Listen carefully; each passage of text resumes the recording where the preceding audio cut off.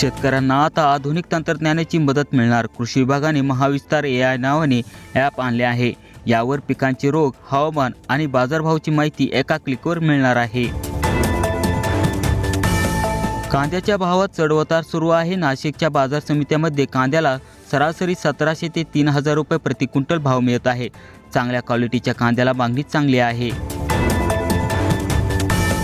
Soybean उत्पादकांसाठी सर्वात महत्त्वाची अपडेट. सध्या बाजारात सोयाबीनला सरासरी 4200 ते 4400 रुपये प्रति क्विंटलचा भाव मिळत आहे. काही ठिकाणी भाव 4700 पर्यंत गेल्याचं पाहायला मिळाले आहे.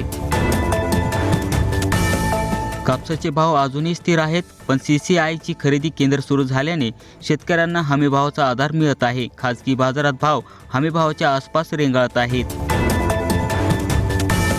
येत्या काळात तुरीची आवक वाढणार आहे. सध्या डाळीचे भाव नियंत्रणात ठेवण्यासाठी सरकार आयात धोरणावर भर देत आहे, ज्याचा परिणाम स्थानिक बाजारावर होऊ शकतो.